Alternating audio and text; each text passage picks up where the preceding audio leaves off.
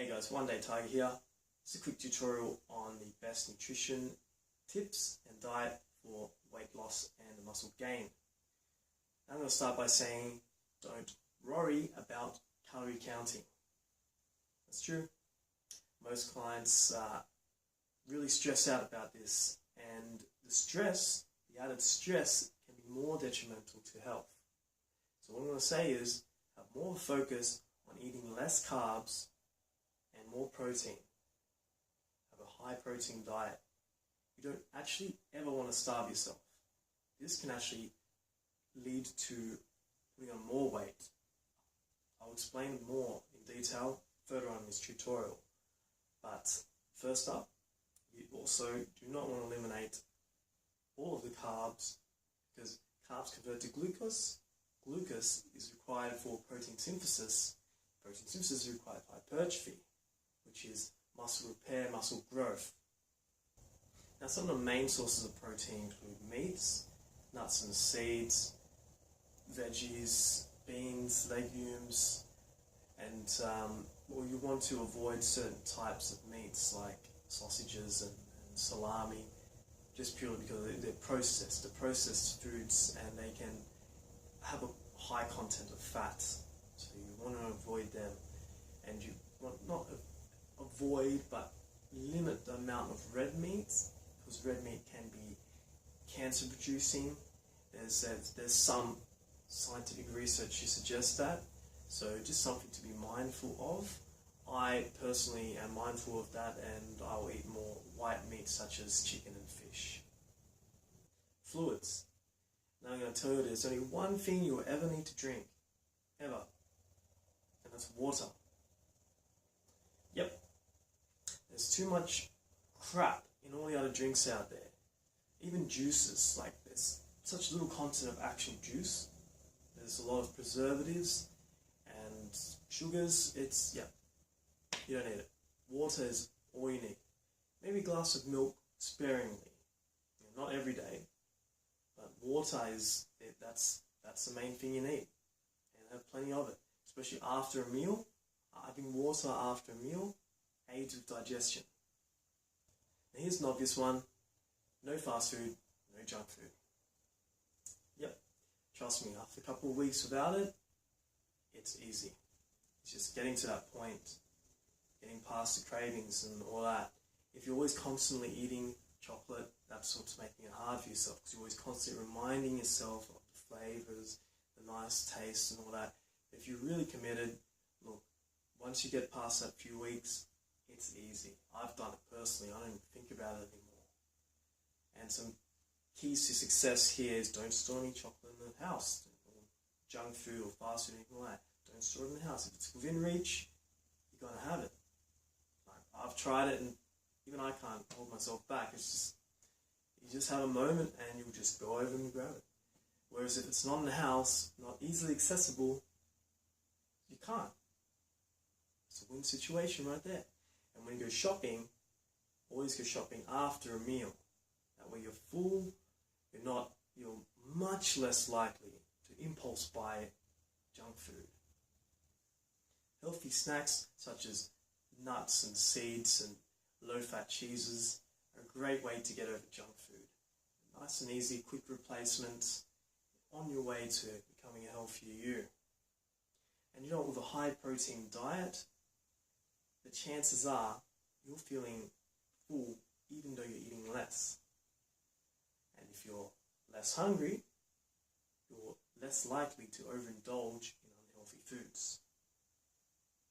And when it comes to meals and workouts, you always want to have a good meal of complex carbs and protein before you work out. Leave it about 2 hours at least, because you want that food to be able to digest and convert to energy. Okay, and you also don't want to feel sick on a full stomach while you're training. And when it comes to fruit, don't be afraid of fruit. Yes, it's a carb. It's a simple carb. It will convert to glucose, but you need that, right? If you time it about 40 minutes before you work out, or eat a fruit immediately after you work out, it's not going to convert to fat, because you're going to be using that, your body will be using that to repair the body from the exercise. Okay, that's that simple carbs and convert to glucose. The glucose will aid in that protein synthesis for hypertrophy. Okay, so it's not going to convert to fat. If you're going to have a piece of fruit, that is the best time to have it. Now, if you're feeling a little bit peckish late at night, I mean, you should finish your meal, sleep about at least 2 hours after having your dinner, right?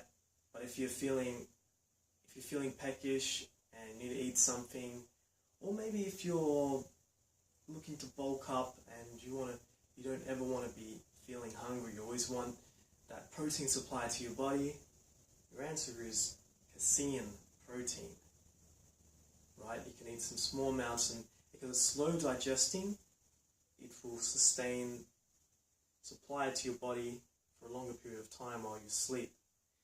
The best example I can think of would be cottage cheese, okay? And you don't ever want to starve your body, whether you're going for weight loss or muscle gain or any point. Starving your body, what happens is, if your body has no food to use, it will start using your body. And it doesn't just use your fat supply, it also uses your muscle supply and your brain supply. Okay? It eats away all three. So that's detrimental right there. You never want to starve your body. It may seem like you're reducing the amount that you eat, but what happens is that results in overeating in your next meal. And because you've overeaten in your next meal, you've got that extra amount more that will be converted to fat.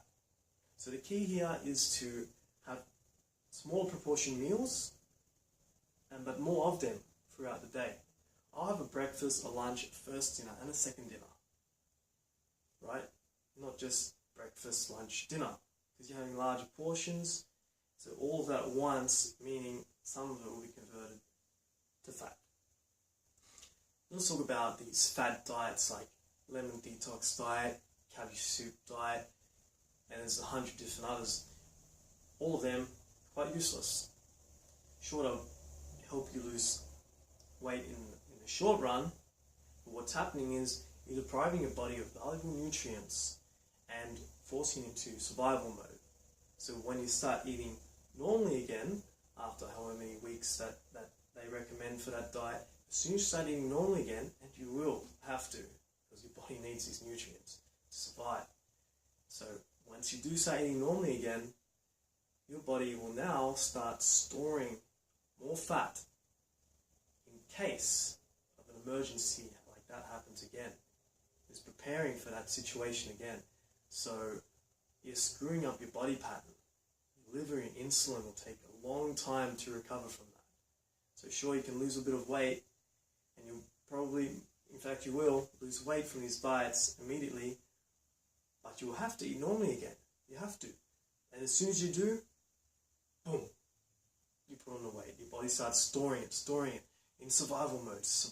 Let's store just in case this happens again. And boom, you often end up bigger than you were before.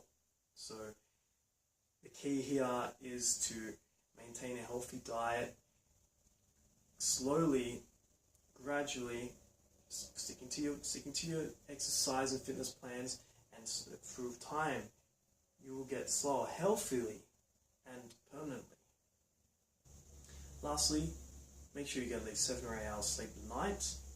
This will do absolute wonders for your stress levels, happiness levels, motivation, your thought process, how fast you can think and react, and your energy levels and performance and general health and well-being. Okay? I recommend you consult a health professional before making any drastic changes to your diet, because everybody's body composition is different and needs to be assessed individually. What I've discussed in this video is only a broad overview in relation to weight loss and muscle gain. And remember, diet and nutrition is half the battle. The other half is doing your cardio and weight sessions. Your cardio for removing fat layers, and your weights putting on a muscle with a little bit or a lot to get that shapy, toned look that you're after. Okay? I hope this video has helped. I know there's a lot of good information on there that you'll find useful. So get to it. Good luck. See you in the next tutorial.